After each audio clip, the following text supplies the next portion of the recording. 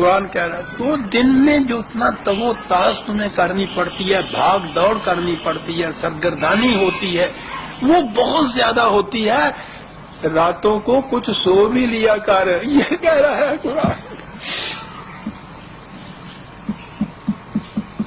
نظر آتا تھا کہ دن بھر اس پروگرام کو جس پہ سوچ بچار کی جاتی تھی اس کو ایگزیکیوٹ کرنے کے لیے کیا کچھ نہیں کرنا پڑتا ہوگا. خدا خود یہ کچھ کہہ رہا ہے، کہہ یہ رہا ہے قم اللیل الا قلیلا نصفہ او انقص منہ قلیلا او زد علیہ. اس عسکری مہم کی تیاریوں میں مصروف ہمیں معلوم ہے ہمیں معلوم ہے کہ دن بھر تجھے کس قدر مشقت طلب پروگرام ہوتا ہے تیرے لیے. تھک کے چور ہو جاتا ہے انسان. ٹھیک ہے تمہیں رات کو دن بھر کی جتنی بھی کارروائی ہے اس پہ غور کرنا ہوگا، ریویو کرنا ہوگا، اس کو کل آنے والے پروگرام کی تیاریاں کرنی ہوں گی. تو دن بھر کے بعد پھر وہ رات آتی تھی نا اس کے لیے. راتوں کو یہ کرتے تھے. انہماک کی یہ کیفیت تھی، اور واقعی جس کے سامنے اتنی بڑی ذمہ داری ہو اور اس کی جذب و کشش کی یہ کیفیت ہو، وہ کھانا پینا سونا جاگنا جانتا ہی نہیں ہے پھر تو. لیکن ضرورت تو اس کی ہے کہ یہ بھی بڑی ضروری چیز ہے.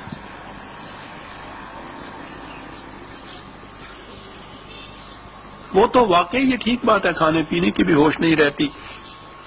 چھوٹی سی بات درمیان میں آ گئی.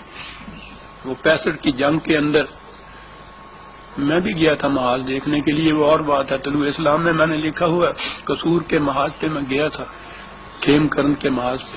وہاں اپنے سپاہی تھے کھڑے ہوئے، سامنے وہ تھے ہندوؤں کے سپاہی سکھ، ادھر یہ سامنے ایک دوسرے کو نظر آ رہے تھے. یہاں یہ سپاہی تھے اور ان میں وہ جو پتہ نہیں صوبیدار ہوتا ہے، چھوٹی سی ایک ٹکڑی کا جو مانند ہوتا ہے وہ جمعدار یا صوبیدار، یہ وہاں کھڑے تھے. یہ وہ تھے جنہوں نے 3 دن اور 3 راتیں اس محاذ کے اوپر کھڑے ہو کے جنگ لڑ کے فتح کیا تھا. تو میں باتیں کچھ کر رہا تھا تو اس سے وہ ہمارے ہاں کے یہی میاں والی وغیرہ کے ضلع کا وہ تھا. تو میں نے اس سے پوچھا 3 دن اور 3 راتیں تم لوگ کھڑے رہے ہو میدان جنگ میں، تو کھانے پینے میں کچھ پنجابی میں بکاتا بھی کچھ کھان پین واسطے بھی کچھ. وہ کہنے لگا کہ میاں صاحب کھانا پینا تو کم ویلیاں دا ہوں. یہ پوٹلیاں ہمارے پاس تھی پانی کی، وہ کپیاں بھی ہمارے پاس تھی. 3 دن 3 راتیں کس کو خیال آتا تھا کھانے اور پینے کا؟ وہ لفظ ساری عمر میں یاد رہن گے کہ کھانا پینا تو کم ویلیاں دا ہوں. ہوں کھانے ایسی میں اب سمجھتا ہوں یہ کیا کیفیت تھی کہ خدا کو یہ کہنا پڑا کہ قم اللیل الا قلیلا، اور راتوں کو کچھ سو بھی لیا کر. یہ ہے مقام رسالت عزیزہ نے من. اور پتہ پھر اس کا آپ کے یہاں تفسیر کیا ہوئی قم اللیل الا قلیلا، کہ یہ نبی اکرم صلی اللہ علیہ وسلم رات بھر اتنے نفل پڑھا کرتے تھے کہ حضور کے پاؤں سوج جایا کرتے تھے. نفل پڑھا کرتے تھے. صبح کو جس نے جنگ لڑنی ہے وہ ساری رات نفل پڑھتا رہے گا کہ اس کے پاؤں سوج جایا کرتے تھے. اس مقام پہ انہوں نے پہنچا دی رسالت، اور یہ سمجھ ہی نہیں سکتے. مذہب میں سمجھا ہی نہیں جا سکتا کہ دین کے تقاضے کیا ہوتے ہیں اور دین کا علم بردار جو ہے اسے کیا کچھ کرنا پڑتا ہے.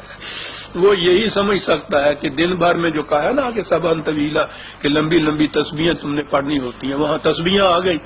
رات کو جاگنا جو ہوا، ساری رات آپ نفل پڑھا کرتے تھے، اور اس کے بعد پھر آپ دیکھ لیں گے تذکرے اولیاء کرام کے آپ کو ملیں گے تو اسلام میں اور تصوف کی حقیقت میں نے شائع کی کہ فلاں صاحب جناب کہ وہ رات بھر میں 2000 رکعتیں پڑھا کرتے تھے. اور میں نے کہا ہے کہ ذرا حساب کر کے دیکھیے تو صحیح کہ ایک رکعت میں کتنا وقت صرف ہوتا ہے، تو پھر رات میں گنیے تو صحیح ایسا ہوتا بھی ہے. اور کہنے لگے لو حساب کتاب انہوں نے یہ مقام ہو نہیں جیسے حساب کتاب ہوتا ہے کہ نفل بغیر حساب کتاب وہ پڑھتے سن 2000 گن لیا.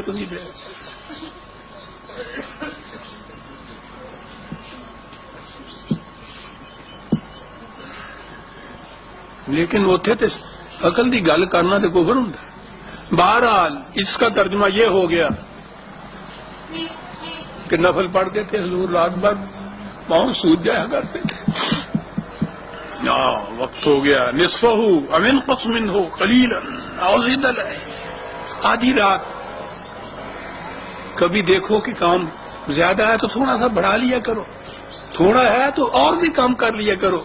وہ کیوں؟ انا لک فی النہار سبحا طویلا، دن میں جو تمہیں پروگرام ہے تھوڑا ہے، وہ اتنا لمبا چوڑا ہے۔ دیکھ رہے ہیں کس طرح سے ربط ملتا ہے۔ کیا پروگرام ہے جو دیا جا رہا ہے؟ یا ایھا المزمل، اب عظمت کھلی اس بات کی عزیز حرمان کہ یہ کیا کہا گیا تھا۔ اور آگے ہے ورتل القرآن اللہ اکبر ترتیلا۔ وقت ہو گیا ہے اور یہ بات بھی ایسی ہے کہ تھوڑی سی فرصت چاہتی ہے، کچھ سکون و اطمینان سے باتیں کریں گے۔ ہم تو بات نہیں کریں گے عزیزان من، نہ یہ پروگرام دیکھے نہ ان کی سمجھ میں ہمارے بات آئی۔